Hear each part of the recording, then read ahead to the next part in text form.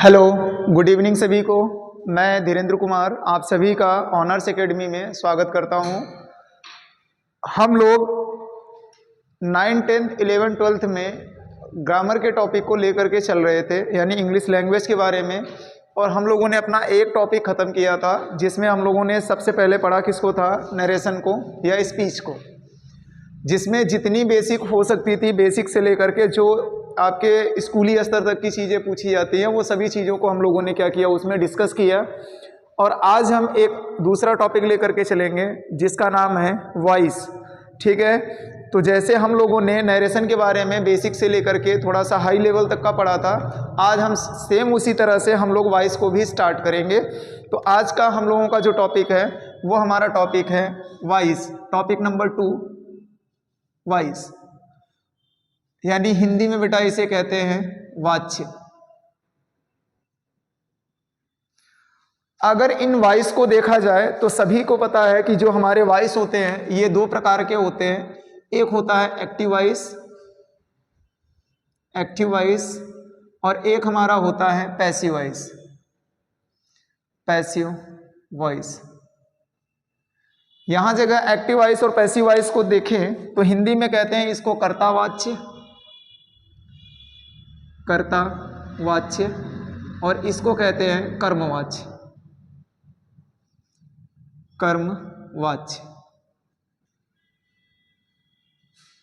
अगर इनके डेफिनेशन की बात करें तो डेफिनेशन तो मैक्सिमम क्या होता है कि कई जगह पूछे नहीं जाते हैं। तो जो स्कूल लेवल की बातें होती है 6 से लेकर के 8 तक की, तो वहाँ जगह कभी कभी एक्टिव वॉइस और पैसिव वॉइस के डेफिनेशन को भी पूछ लिया जाता है। तो डेफिनेशन को हम लोग थोड़ा देख लेते हैं। तो एक्टिव वॉइस क्या होता है, देखिए, the words are quoted. The words are quoted, यानी एक्टिव वॉइस में शब्दों को कोटेड कहने का अर्थ है ज्यों का त्यों। नहीं, थोड़ा सा गड़बड़ हो रहा है डेफिनेशन में। डेफिनेशन देख लीजिए क्या था। डेफिनेशन था डूअर इज मोर इंपॉर्टेंट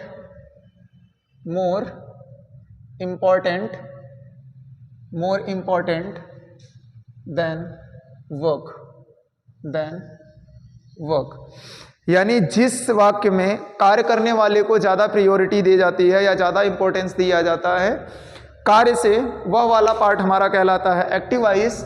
और जहां पर work done is more important than doer.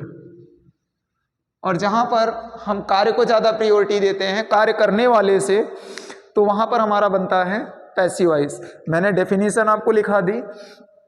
अब यहां जगह चीज़ें क्या होती हैं कि देखिए, किसी भी सेंटेंस में जब हम एक्टिव से पैसिव वॉइस बनाते हैं तो डूअर ज़्यादा इंपॉर्टेंस नहीं रखता है, इसलिए हम ज़्यादातर क्या करते हैं, इसमें डूअर को अगर हम चाहें तो लगाएं और चाहें तो हटा भी सकते हैं। इस चीज़ का ध्यान रखें। कभी कभी क्या होता है, कुछ चीज़ों में, कुछ किताबों में ये चीज़ें आपको देखने को भी मिलती हैं, है ना। कुछ किताबों में दिया रहता है कि यदि सेंटेंस का सब्जेक्ट आई और वी है तो वहाँ जगह हम क्या करते हैं, जब भी कभी उसका पैसिव वॉइस बनाया जाता है तो बाई के बाद हम लोग अस का यूज़ नहीं करते हैं और यू का यूज़ नहीं करते हैं। ठीक है, तो अगर हम चाहें तो हम किसी भी सब्जेक्ट का यूज़ नहीं करेंगे, सेंटेंस हमारा गलत नहीं होता है, इसका ध्यान रखिए। तो मैं एक एग्जाम्पल को लिखता हूं और एक एग्जाम्पल को लिख करके मैं चीज़ों को समझाता हूं कि क्या एक्टिव वॉइस है, क्या पैसिव वॉइस है, इनको बनाने के लिए क्या क्या हमारे बेसिक रूल्स होते हैं। ठीक है, आइए हम बात करते हैं एक एग्जाम्पल के थ्रू। मैंने एक एग्जाम्पल लिखा, I am singing a melody song,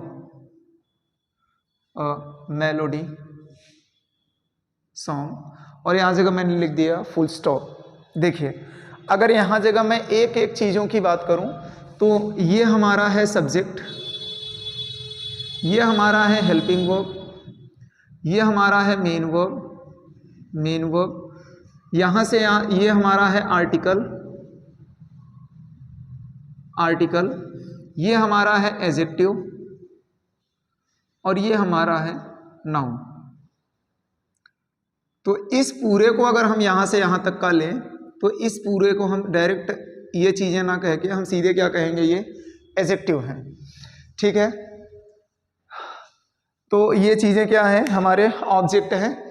तो इनको अगर अलग अलग देखा जाए तो यहाँ जगह मैंने कहा ये आर्टिकल है, ये एडजेक्टिव है, ये नाउन है। यहाँ जगह अगर सभी को मिक्सअप में लेते हैं तो ये ऑब्जेक्ट कहलाते हैं, इसका ध्यान रखें।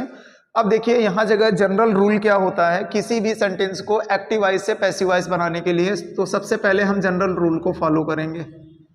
जनरल रूल हमारा क्या कहता है, देखें। पॉइंट नंबर फर्स्ट, जब भी हमें किसी भी सेंटेंस को एक्टिव वॉइस से पैसिव वॉइस में बनाना है तो सबसे पहले हम क्या करेंगे, सब्जेक्ट को भेज देंगे ऑब्जेक्ट की जगह पर और ऑब्जेक्ट को भेज देंगे सब्जेक्ट की जगह पर, यानी इनका होता आता है इंटरचेंज। इसका क्या हो जाएगा, इंटरचेंज हो जाएगा। यानी सब्जेक्ट को हम क्या करेंगे, सब्जेक्ट और ऑब्जेक्ट रहेंगे तो सब्जेक्ट को हम भेज देंगे ऑब्जेक्ट की जगह पर और ऑब्जेक्ट को भेज देंगे सब्जेक्ट की जगह पर। सबसे पहला पॉइंट। पॉइंट नंबर 2 क्या कहता है, जरा देखिए। पॉइंट नंबर 2 कहता है कि नए सब्जेक्ट के पहले, नया सब्जेक्ट आपका क्या होगा, न्यू सब्जेक्ट। न्यू सब्जेक्ट आपका बनेगा एक्टिव वॉइस का ऑब्जेक्ट, एक्टिव वॉइस का ऑब्जेक्ट। तो जब भी हमें हेल्पिंग वर्ब लगानी है वो नए सब्जेक्ट के अकॉर्डिंग ही हेल्पिंग वर्ब को लगानी है, सिंगुलर प्लूरल को ध्यान में रखते हुए, ठीक है। तो न्यू सब्जेक्ट के अकॉर्डिंग ही हम क्या करेंगे, हेल्पिंग वर्ब का यूज करेंगे। तो न्यू सब्जेक्ट के अकॉर्डिंग हेल्पिंग वर्ब का यूज करते हैं, हेल्पिंग वर्ब का यूज करते हैं। नए सब्जेक्ट के अकॉर्डिंग ही हम लोग हेल्पिंग वर्ब का यूज करेंगे। पॉइंट नंबर 3 जो आपके समझने लायक है वो ये है, ध्यान रखिएगा कि पैसिव वॉइस में हमेशा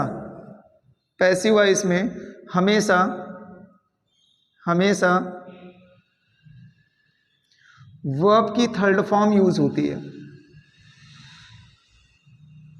थर्ड फॉर्म यूज होती है। पैसिव वॉइस में हमेशा हम लोग वर्ब की थर्ड फॉर्म यूज करेंगे। अगले पॉइंट को समझिएगा। अगला पॉइंट हमारा क्या कहता है, जो हमारा नया ऑब्जेक्ट बनेगा, न्यू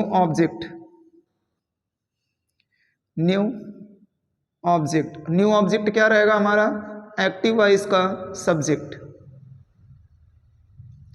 न्यू ऑब्जेक्ट के ठीक पहले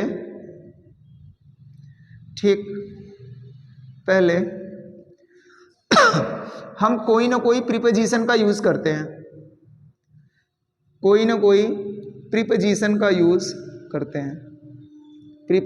यूज करते हैं, ठीक है। इस चीज का ध्यान रखिए। देखिए 9th और 10th में जो हमारे प्रीपोजिशन आते हैं, मैं एक बार उनकी बातें करना चाहूँगा, यहाँ जगह देख लीजिएगा। 9th 10th में जो हमारे प्रीपोजिशन आते हैं वो मोस्टली किससे स्टार्ट होते हैं, बाई से, ठीक है। ये हमारा प्रीपोजिशन है। मोस्टली हम सेंटेंस में बाई का यूज़ करते हैं, लेकिन जैसे ही आप थोड़ा सा आगे बढ़ेंगे इन चीज़ों में तो आपको इनका भी यूज़ देखने को मिलता है, आपको एट का भी यूज़ देखने को मिलता है, ठीक है। तो अन्य भी प्रीपोजिशन आते हैं इसमें, लेकिन यहाँ जगह जो 9th 10th का स्तर है तो ज़्यादातर 9th 10th की चीज़ों को ही फोकस करेंगे। और 11th 12th में भी अब जिस प्रकार से पैटर्न चेंज हो रहे हैं इंग्लिश के, उस प्रकार से जो हेल्पिंग वर्ब से भी जो प्रीपोजिशन मोस्टली लिए जा रहे हैं वो हमारे यही लिए जा रहे हैं, बाई का ही यूज़ किया जा रहा है। इनकेस जहाँ पर भी क्या होगा, कोई भी चीज़ें देखने को मिलेगी तो वहाँ जगह भी ये चीज़ों को हम क्या करेंगे, डिस्कस कर लेंगे आगे सेंटेंस में अगर कहीं आता है तो, ठीक है। तो यहाँ जगह ध्यान रखिएगा, यहाँ जगह हम लोग प्रीपोजिशन ज़्यादातर यूज़ करेंगे, बाई का ही। कुछ आगे भी चीज़ें होती हैं जो आगे हम बात करेंगे। अगर इसका हम क्या करें, ये एक्टिव वॉइस में सेंटेंस हमारा दिया गया था, अब इसका अगर हम पैसिव वॉइस बनाएं तो पैसिव वॉइस हमारा क्या बनेगा, एक बार देख लीजिए। या अभी हम लोगों ने इसके बेसिक रूल को नहीं पढ़ा है तो अभी टेंस के चेंजिंग को समझ लेते हैं, उसके बाद बात करेंगे। टेंस के चेंजिंग को समझ लेते हैं। चलिए, हम लोगों ने अभी जिन चीज़ों के बारे में पढ़ा, थोड़ा सा चीज़ें आगे भी हैं जिसमें हम लोग अब सीखेंगे टेंस की चेंजिंग कैसे करनी है। वापस से हम उसी सेंटेंस का पैसिव वॉइस आपको बना करके दिखाएंगे। तो यहाँ से हम सीखेंगे कि किसी भी सेंटेंस का वॉइस किस प्रकार से चेंज होगा। तो हम चेंज ऑफ द टेंस को पढ़ेंगे। चेंज ऑफ द टेंस, और टेंस में ही मैं सीधे लिख दे रहा हूँ आपको हेल्पिंग वर्ब।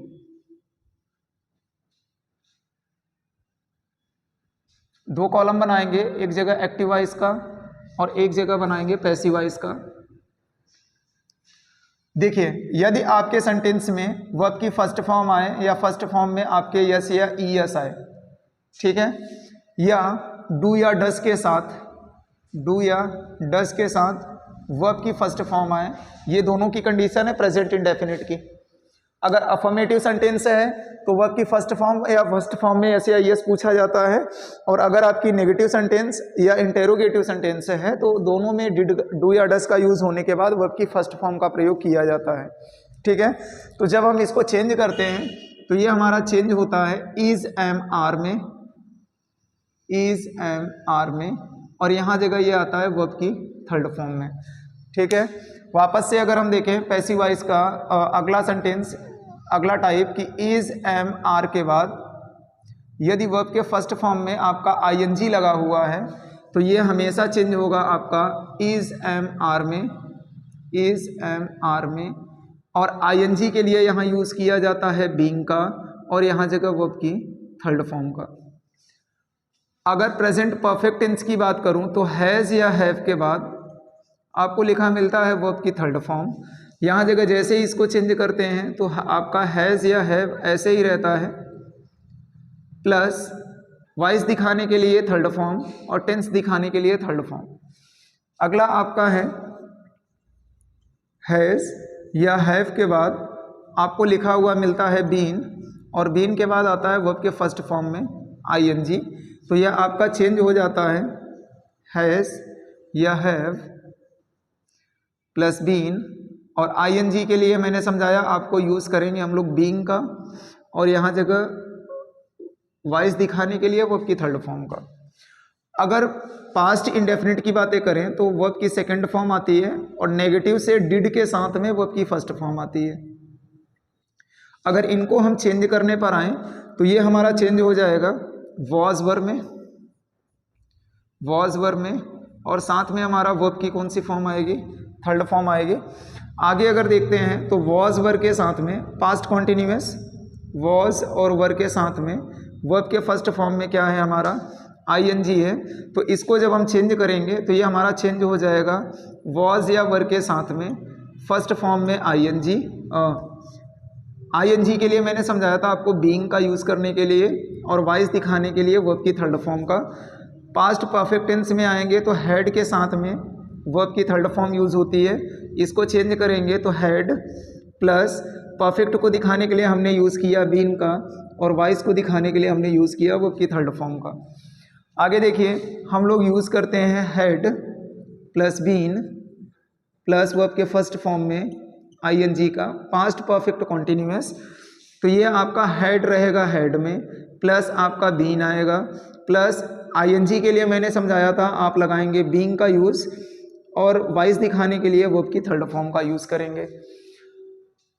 तो हम लोग अभी कहाँ तक बातें कर लिए हैं, पास्ट परफेक्ट कॉन्टिन्यूअस तक की।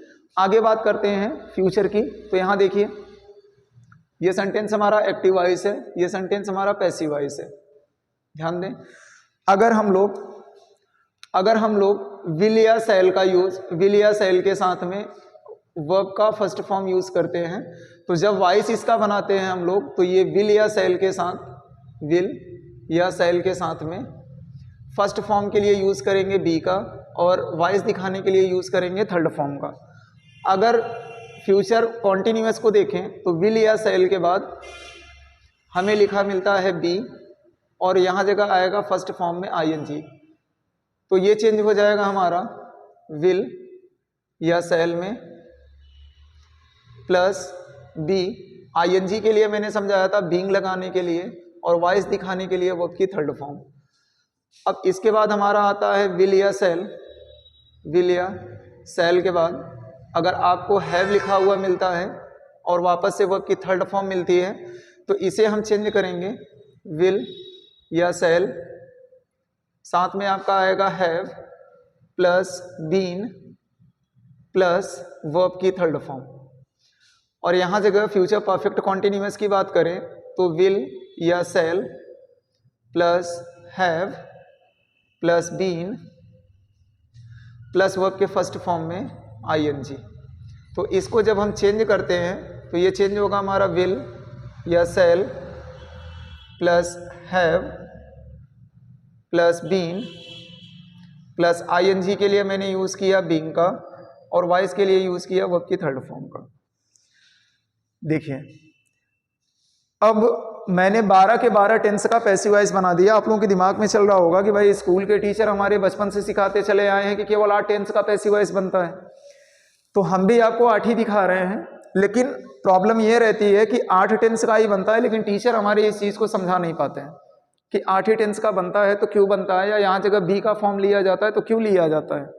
तो ये चीज़ें पहले ध्यान दीजिए। देखिए किसी भी सेंटेंस में जो बी का फॉर्म रखा जाता है वो अकेला आता है, कभी भी एक से ज़्यादा बार बी का फॉर्म नहीं आ सकता है। ठीक है, इस चीज़ का ध्यान रखिए। तो ध्यान दीजिए यहाँ जगह जो बी का फॉर्म आया है हमारा, जो बी का फॉर्म आया है यहाँ जगह देखिए, यहाँ जगह तो बी के एक से ज़्यादा फॉर्म आए हैं, यहाँ जगह भी 2 आ गया, यहाँ जगह भी देखेंगे तो बी के एक से ज़्यादा फॉर्म आ गए, यहाँ जगह भी आप देखेंगे तो बी के एक से ज़्यादा फॉर्म आ गए हैं, यहाँ जगह भी एक से ज़्यादा फॉर्म आ गए, 2 बार आ गया, यहाँ जगह भी देखेंगे तो बी के एक से ज़्यादा फॉर्म आ गए। तो कहने का मतलब है किसी व्यक्ति की आइडेंटिटी को अगर हमें कहीं दिखाना है तो हम एक ही आइडेंटिटी को दिखा सकते हैं।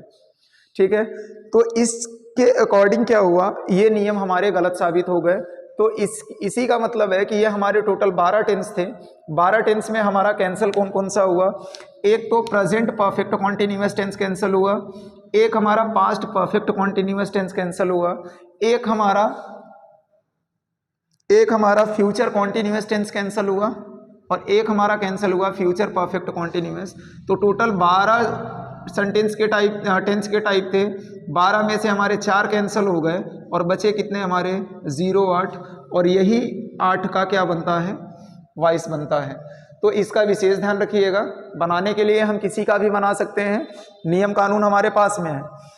8 टेंस का इसीलिए बनता है क्योंकि यहाँ जगह किसी भी फॉर्म में हम बी के एक से ज़्यादा फॉर्म को दिखा नहीं सकते हैं, क्योंकि आइडेंटिटी उसको दिखाना पॉसिबल नहीं होता। एक बार इसको नोट डाउन करें, फिर बात आगे करते हैं। चलिए, हम लोगों ने बेसिक नियम को समझ लिया, जो भी नियम होने थे टेंस की चेंजिंग हम लोगों ने समझ ली, प्रीपोजिशन को हमने समझ लिया कि प्रीपोजिशन हमें कौन सा यूज़ करना है।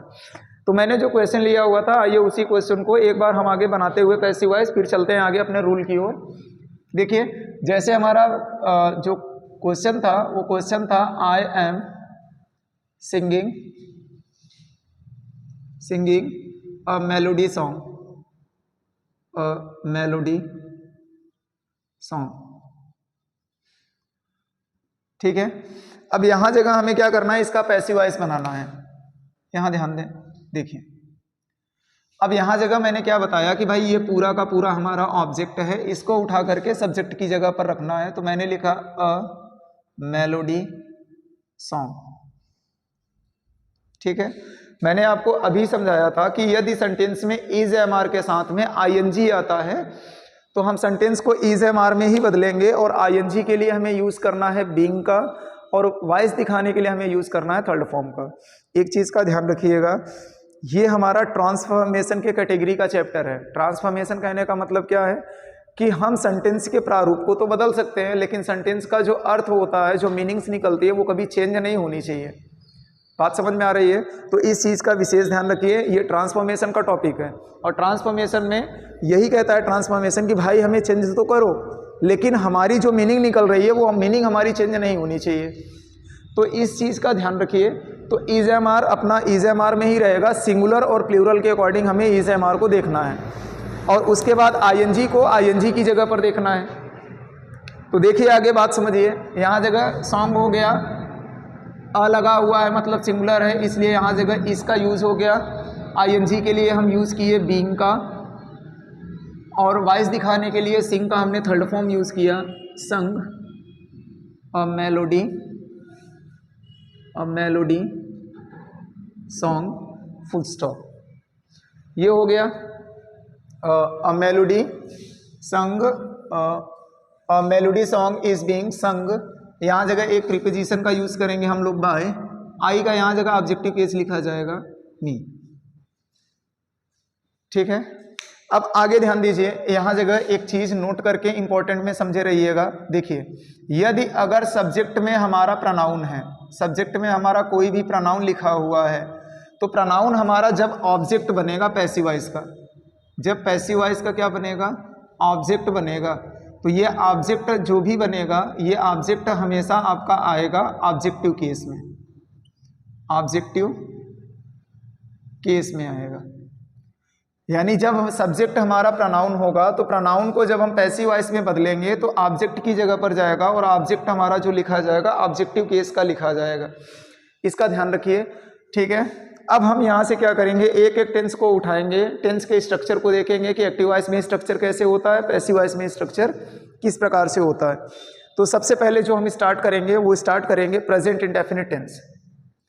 सबसे पहले हम स्टार्ट करेंगे present indefinite tense, present indefinite tense. और इसमें हम लोग अफर्मेटिव के स्ट्रक्चर को सबसे पहले देखेंगे, अफर्मेटिव के स्ट्रक्चर को सबसे पहले देखेंगे। अफर्मेटिव में देखेंगे तो दो प्रकार, एक एक्टिव वॉइस का है और एक पैसिव वॉइस का है। स्ट्रक्चर एक बार समझिए। एक्टिव वॉइस में सबसे पहले हमारा आएगा सब्जेक्ट, या उसके बाद वर्ब की फर्स्ट फॉर्म, या फर्स्ट फॉर्म में हमारा यस या ईएस आएगा, इसके बाद ऑब्जेक्ट आएगा, और अगर अदर वर्ड को आना है तो अदर वर्ड भी आएगा। तो जब हम पैसिव वॉइस बनाएंगे तो ऑब्जेक्ट को उठा करके सब्जेक्ट की जगह पर प्लस, मैंने बताया था फर्स्ट फॉर्म आए या फर्स्ट फॉर्म में एस या ईएस आए तो हमें इसको चेंज करना है इज एम आर में, इज एम आर में, प्लस वॉइस दिखाने के लिए वर्ब की थर्ड फॉर्म यूज करेंगे। कोशिश कीजिएगा अदर वर्ड को आप कहाँ दिखाएं, बाई के पहले, और यहाँ जगह हम लिखेंगे बाई और यहाँ जगह हमने लगा दिया सब्जेक्ट को। तो ये हमारा क्या बनेगा, पैसिव वॉइस का स्ट्रक्चर बनेगा। इसी के बेस से हम क्या करेंगे, सेंटेंस को आगे बनाएंगे। तो आइए एक एग्जांपल देखते हैं। जैसे मैंने लिखा he writes a letter, he writes a letter, ये हमारे पास में एग्जाम्पल है और हम इसका पैसिव वॉइस बनाते हैं। तो पैसिव वॉइस देखेंगे तो अ लेटर हमारा क्या है, ऑब्जेक्ट है, इसी को उठा करके पहले लिखना है। तो अ लेटर, और अ लगने के कारण ये सिंगुलर हुआ, यहाँ हम लिखेंगे इज, और उसके बाद वर्ब की थर्ड फॉर्म, तो write, wrote, written, written by, मैंने कहा था ही का हमें ऑब्जेक्टिव केस लेना है, तो ही का ऑब्जेक्टिव केस हमारा होता है हिम। इसके बाद एक अगला एग्जांपल देखेंगे, you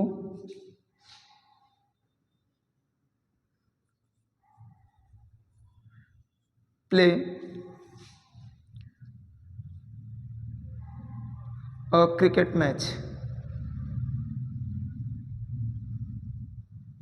cricket match.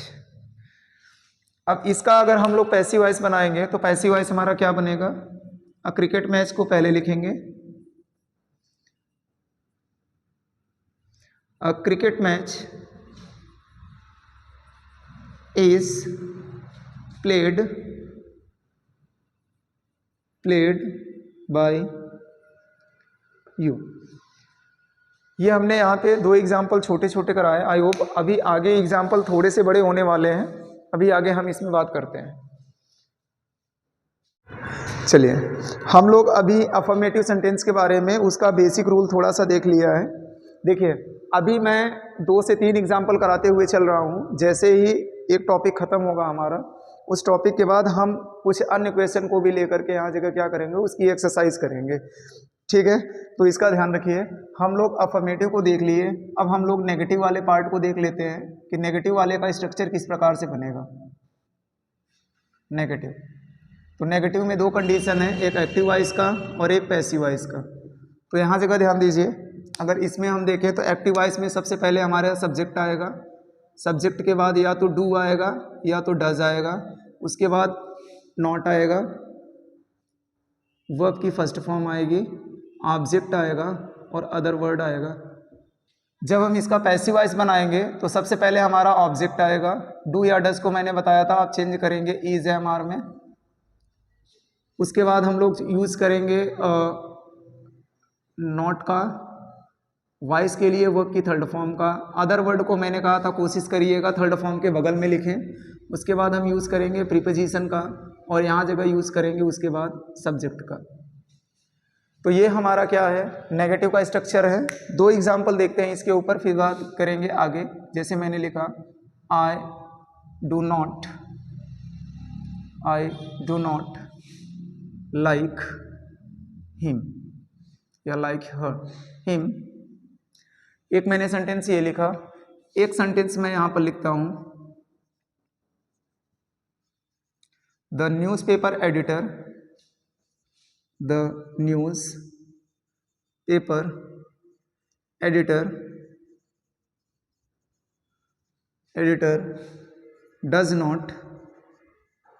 does not write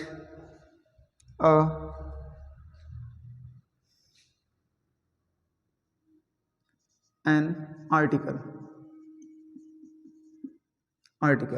मैंने दो क्वेश्चन लिखे हैं, दोनों क्वेश्चन को ध्यान दीजिएगा। मैं अगर इसका क्या करूं, पैसिव वॉइस बनाऊं, तो देखिए ये सब्जेक्ट है, ये हेल्पिंग वर्ब, ये नेगेटिव वर्ड, ये वर्ब की फर्स्ट फॉर्म है और ये ऑब्जेक्ट है। अब ऑब्जेक्ट को हमें क्या करना है, सब्जेक्ट की जगह पर लाना है। ध्यान दीजिएगा, कोई भी प्रोनाउन जब सब्जेक्ट की जगह पर आता है तो उसका सब्जेक्टिव केस हमेशा लिखा जाता है, इस चीज़ का ध्यान रखिए। तो यहाँ जगह हम क्या करते हैं, इस चीज़ को बनाते हैं। तो हिम को अगर हम यहाँ जगह लाएंगे तो हिम हमारा यहाँ जगह सब्जेक्ट की जगह पर आएगा, तो इसका सब्जेक्टिव केस लिखेंगे ही। डू नॉट हमने कहा था बेटा ये बदल जाएगा इज एम आर में, तो यहाँ जगह ही के अकॉर्डिंग हम यहाँ जगह लगाएंगे इसको। उसके बाद हम लिखेंगे नेगेटिव वर्ड।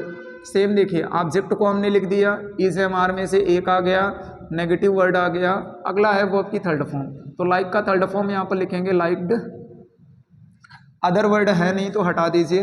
उसके बाद हम लिखेंगे बाय और आई का लिखेंगे ऑब्जेक्टिव केस, ये बनेगा मी। सेम यहाँ जगह अगर इसका हम पैसिव वॉइस देखें तो पैसिव वॉइस देखिए किस प्रकार से बनेगा। ये हमारा सब्जेक्ट है द न्यूज़पेपर एडिटर, ये हमारा हेल्पिंग वर्ब, ये नेगेटिव वर्ड, ये मेन वर्ब और ये हमारा ऑब्जेक्ट है।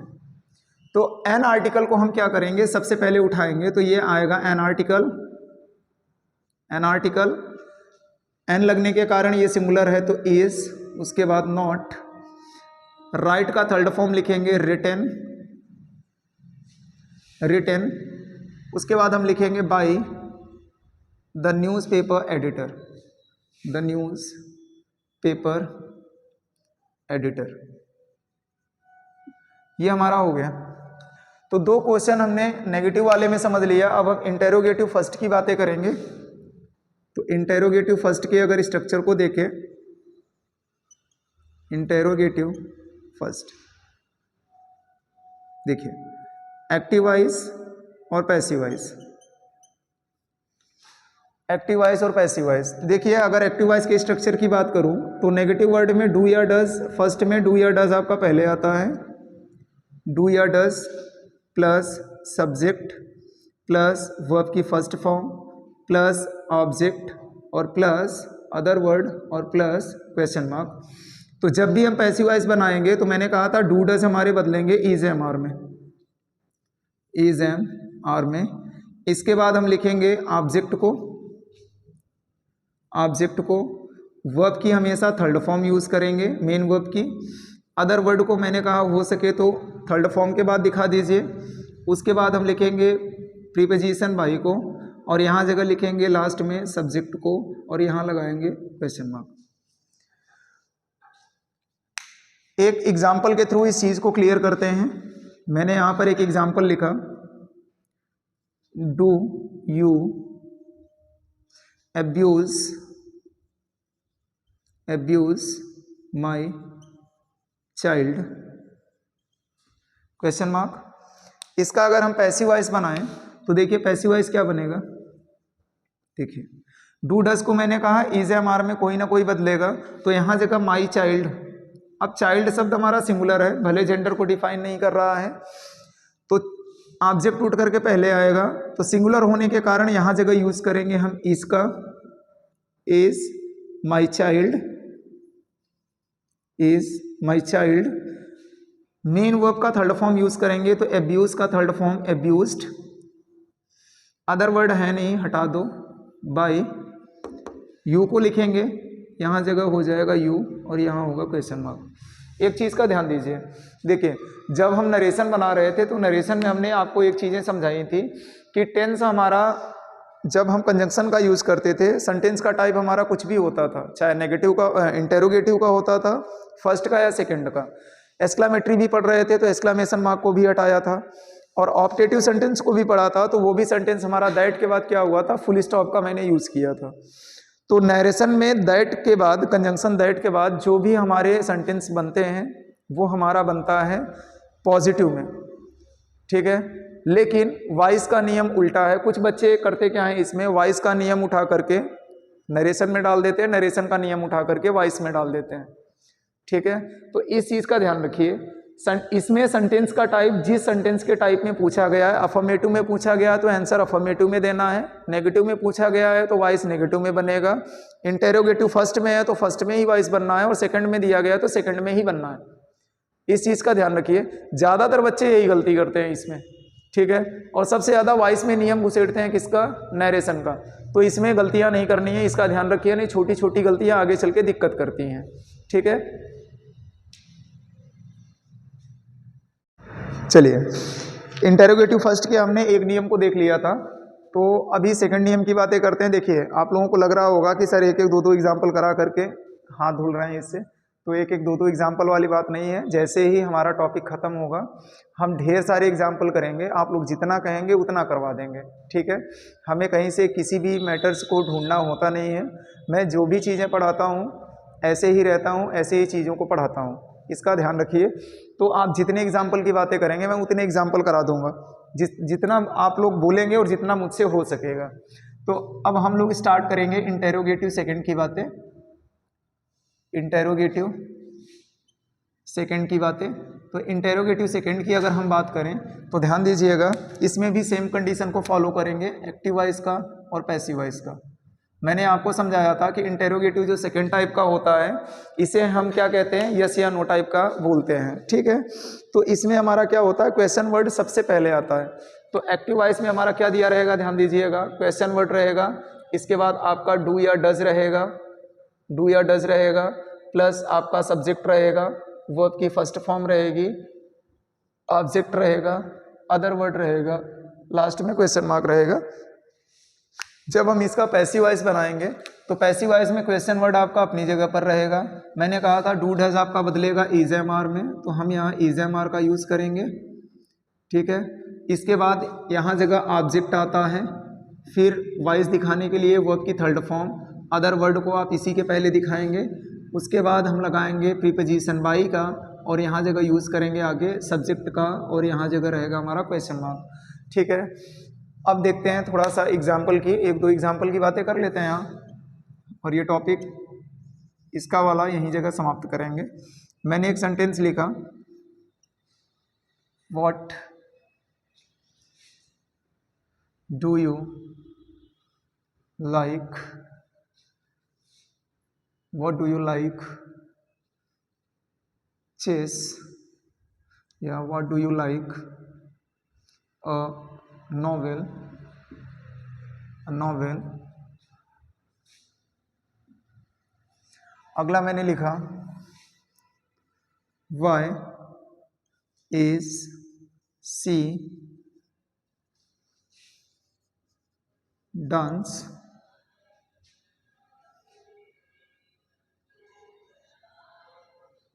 डांस। सेंटेंस थोड़ा सा सही बनाते हैं, why is she speak the truth, the truth in this seminar. अगला मैंने लिखा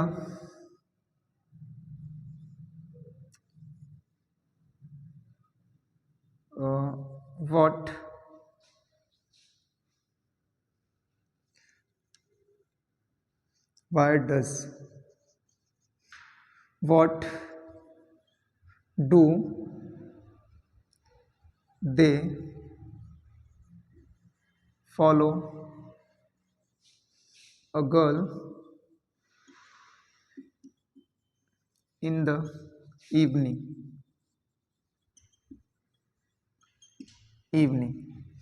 अब यहाँ जगह अगर हम इसका इनडायरेक्ट इसका अगर मैं पैसिव वॉइस बनाऊं तो देखिए पैसिव वॉइस हमारा किस प्रकार से बनेगा।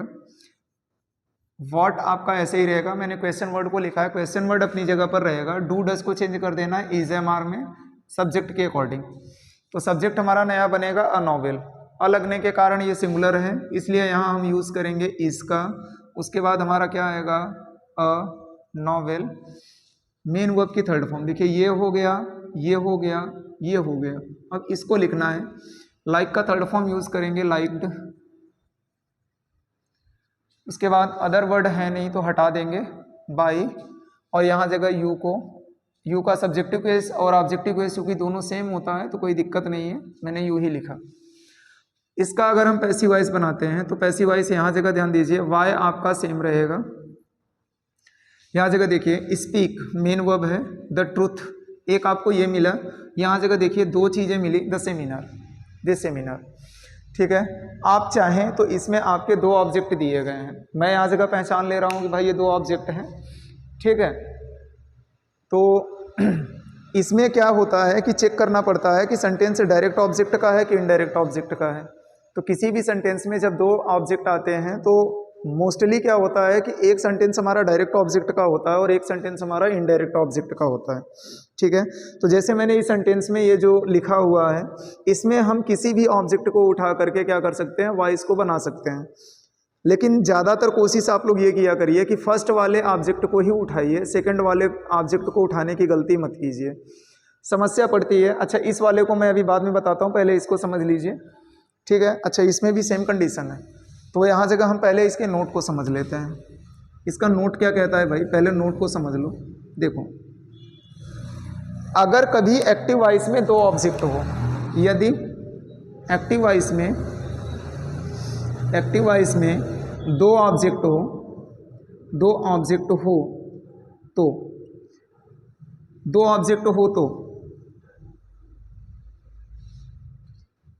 पहले ऑब्जेक्ट से पैसिव वॉइस बनाते समय सामान्य नियम को फॉलो करते हैं, सामान्य नियम को फॉलो करते हैं। जब हमें पैसिव वॉइस में पहले ऑब्जेक्ट को लेकर के अगर पैसिव वॉइस हम बना रहे हैं तो हम सामान्य नियम को ही फॉलो करेंगे, जैसे ये अपना वाला है तो इसमें कुछ भी दिक्कत नहीं है। लेकिन अगर दूसरे ऑब्जेक्ट को लेकर के अगर आप पैसिव वॉइस बनाते हैं, दूसरे ऑब्जेक्ट को लेकर के अगर हम पैसिव वॉइस बनाते हैं, बनाते समय ध्यान रखिएगा पहले ऑब्जेक्ट के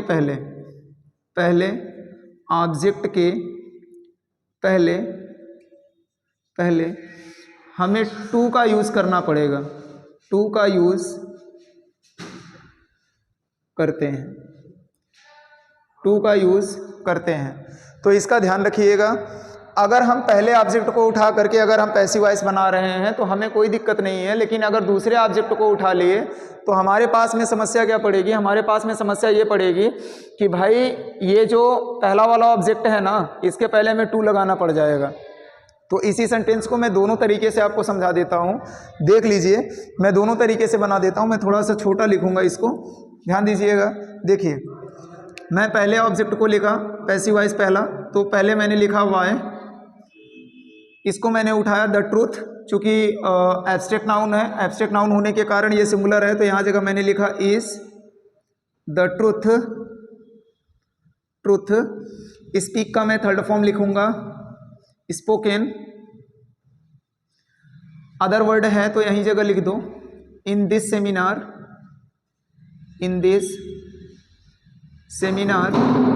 बाय, सी बदल जाएगा हमारा हर में।